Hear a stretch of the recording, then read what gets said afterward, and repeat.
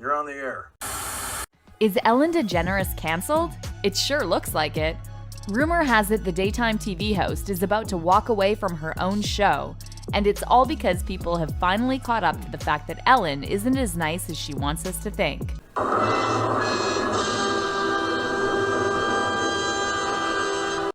Even celebrities have tried to warn us about Ellen in the past. Stay with me to find out which celebs have been treated poorly by the Queen of Nice. Justin Bieber. Justin Bieber was a guest on The Ellen Show more than once, and let's be honest, the vibe was pretty awkward each time.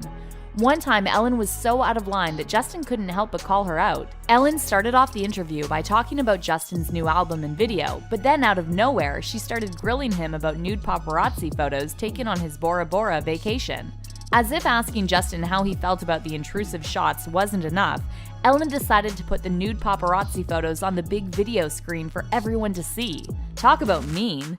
Justin was obviously not okay with Ellen showing the embarrassing photos, and he looked so uncomfortable that I honestly thought he was about to storm off the set. Yeah. And you're just naked with your friend? Why are you putting me on the spot like this? God. Katy Perry. When Katy agreed to play Ellen's Will You Parry Me game, she probably wasn't expecting Ellen to be this fake, and neither did I. After Katy joked about her failed marriage, Ellen pretended like she couldn't remember the name of Katy's first husband. But luckily, Katy wasn't going to just let Ellen get away with it. His name is Russell Brand. Oh, that's right. I forgot about Russell. Yeah. And how do I know Ellen was being fake and acting like she didn't know Katy was married to Russell Brand? Oh, I don't know. Maybe because she had Russell Brand as a guest on her show shortly after his divorce from Katy? Your memory can't be that short, Ellen. I stay grateful and I try to stay humble, and I think that I pay attention to what is important and what is real. Dakota Johnson. You know how when Ellen makes things up just for the sake of a punchline, most celebs just go with it? Well, Dakota Johnson isn't one of those celebs. When the 50 Shades of Grey star was on The Ellen Show in December 2019, she talked about her 30th birthday party, and Ellen thought it would be funny to ask Dakota why she hadn't received an invite. But the joke didn't turn out the way Ellen hoped, because Dakota pretty much called Ellen a liar.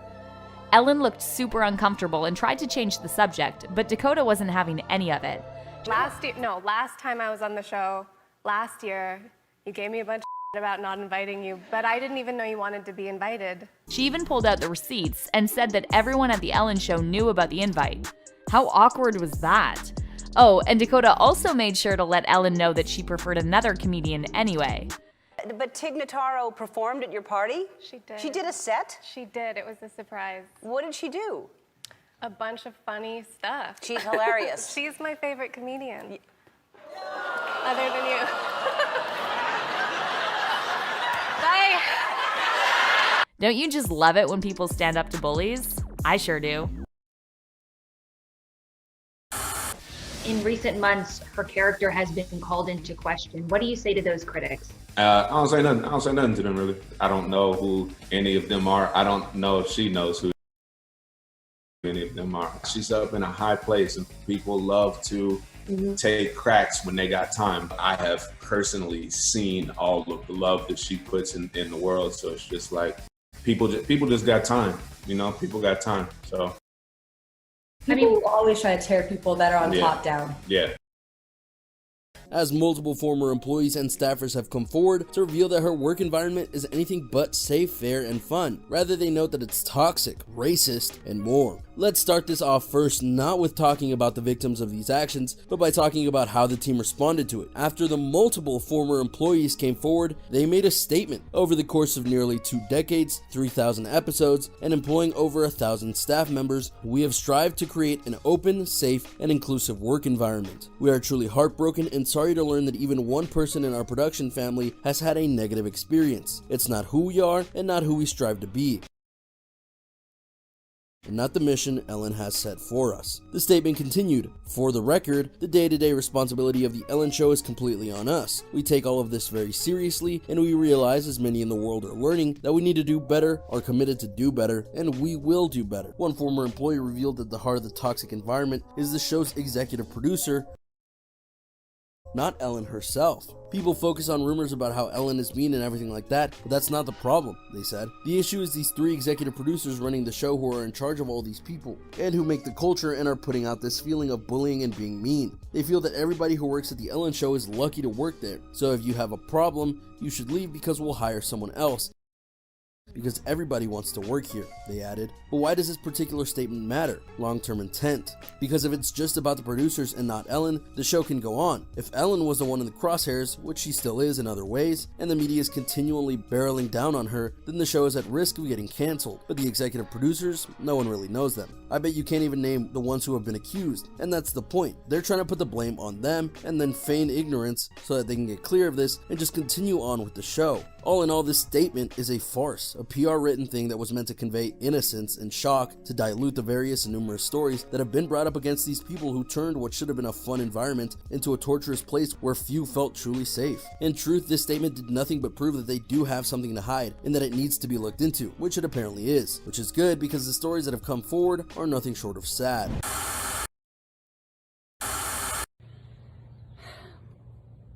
So, I have been posting my thoughts and my stance on this, but I haven't spoken directly because I don't know what to say.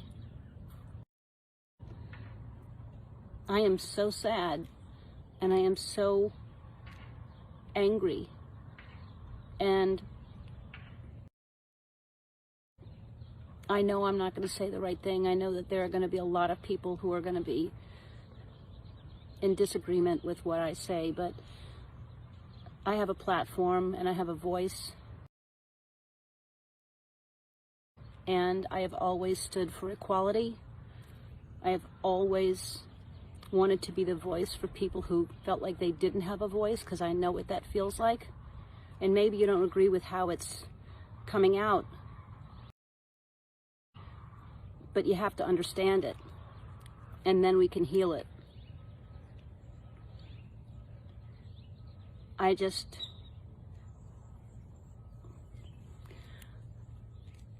so sorry that it's come to this. I really don't know what to say other than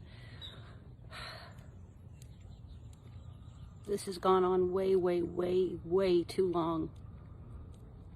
People have gotten away with murder, and that's what's happening.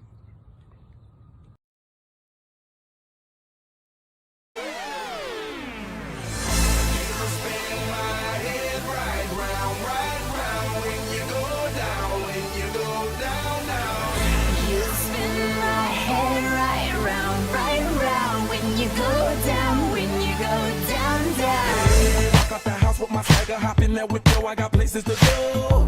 People to see, time is precious. I look at my Cartier out of control. Just like my mind where I'm going, the women, the shorties know nothing but clothes. No stopping at my Pirelli's on. Unlike my jewelry that's always on. I know the storm is coming, my pockets keep telling me it's gonna shower. Call up my homies, it's on and popping the night, cause it's meant to be ours. We keep a fadeaway shot, cause we ballin' this platinum Patron every hour. Look, mama, ow, you just like the flowers. Tell you the truth with all that goody power, cause